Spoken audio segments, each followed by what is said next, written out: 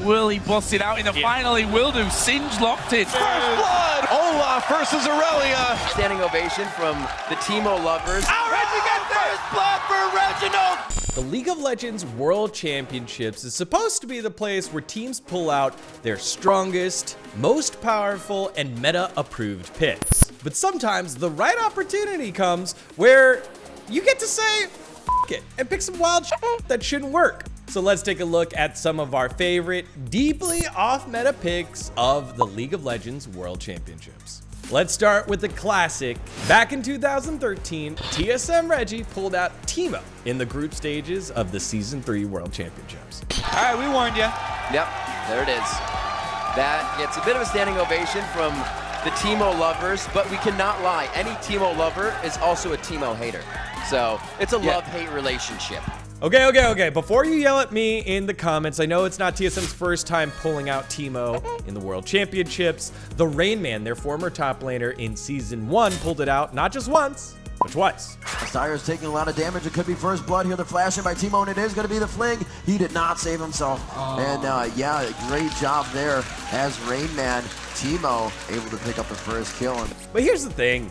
Season 1's World Championships was messy and all over the place, and there wasn't really a meta. Plus, the Rain Man was known as a Teemo player, so it wasn't actually all that weird when it was known that he plays that and there weren't like set rules on what the meta was. He even pulled it out and got a win on it. But Reggie whipping out the Swift Scout during Season 3's World Championship was well after League of Legends had already established itself as the biggest esport in the world.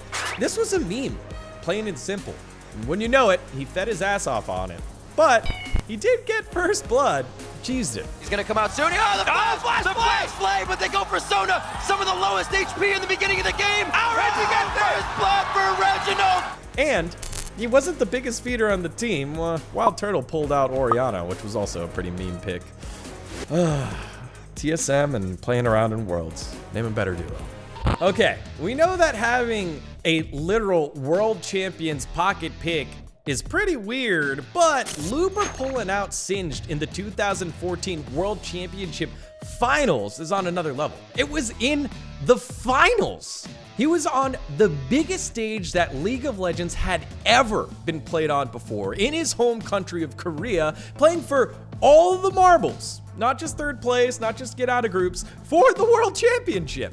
But he so adamantly wanted his pocket pick, Singed, to get a championship skin that he actually picked it in the finals.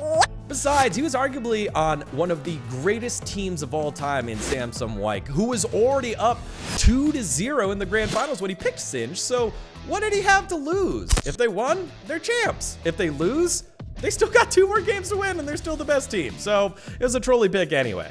And sure enough, he did indeed lose on it, but Samsung White still won the next game, and Singed now is one of the skins that you can buy from the World Championship. Way to go, Looper. Speaking of players doing weird things on the road to winning a World Championship, Faker picked Olaf in a group stage game against Bangkok Titans in 2015, taking place in Europe. Now, Olaf has a long history of competitive play, popping up fairly regularly at Worlds, but maybe you forgot, Faker plays mid lane. Olaf showing up in the jungle, normal thing. Faker doing that in the mid lane, pretty crazy. So it was kind of a big deal at the time. Still is a big deal right now. 2015 was a moment in League of Legends history where people were starting to experiment with more bruiser mid laners, but it was more like Aurelia, dashing around. You know, picks that could be different than a solo laner. No one was thinking, hey, what about that Olaf guy? That is until Faker picked it and absolutely devastated his lane opponent G4, running him down over and over again with the Berserker. The devastation was just a taste of what Faker was about to do for the rest of the tournament, aka absolutely crush everyone on site. And he did. He's got the leg! First blood! 1v1! Olaf versus Aurelia! That's a sentence that was actually said in the World Championships. Hey, for top lane, that's normal. For the mid lane, it's a bit more rare. Okay, let's move away from some of the greatest players of all time and move into arguably my favorite on this list. It's Lecrit for Albus Nox Luna from the CIS region, locking in Brand and destroying teams with it in the 2016 World Championships held in the United States. The Russian support's Tom Kench was a joy to watch when he and Albus Nox Luna beat down CLG, the last time I was a CLG fan, in the group stage.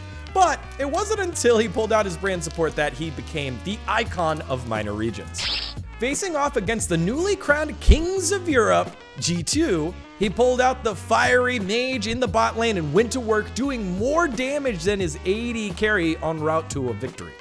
His performance proved that Albus Nox Luna came to play and was the next step in their 4-2 record, the greatest mark by any wildcard region in the history of the League of Legends World Championships.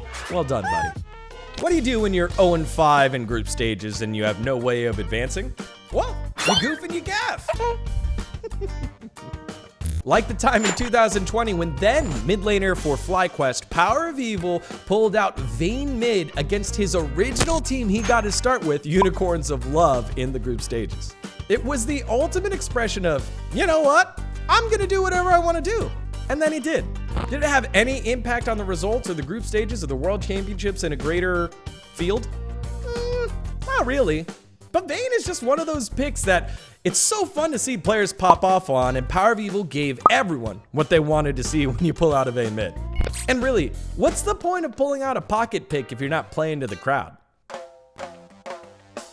Finally, the most successful out of all the off-meta picks in World Championship history, Game 2 of the semifinals of 2016, Rocks Tigers versus SKT. Yes, motherfucking support. I'm at Misfortune support. Get it? MF support? That's comedy.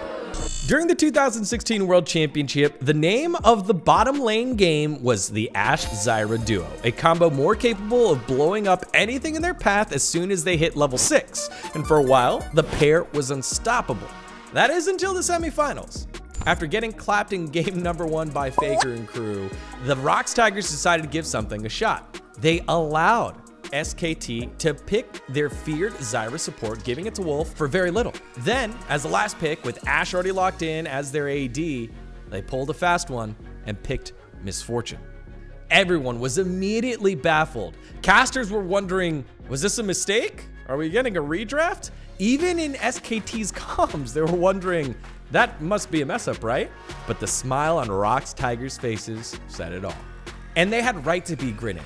Zyra got bullied the hell out of the lane by Misfortune, using the double ups to kill the plant and get extra damage every single time she put one down. And then, at level 6, they would just blow her the hell up. Ashe would pop her ult, Zyra stuck in the ground, Misfortune comes down with the bullet time, and everything changed. Well, not everything. Unfortunately, Rocks Tigers weren't able to win the series. While it would become one of the most maligned solo queue support picks, looking at you every single support that I get, for a brief moment, Misfortune support showed the beauty in a flexible support meta, and why weird picks can transcend the game. Did we miss any of your favorite off-meta picks during Worlds? Let us know in the comments below.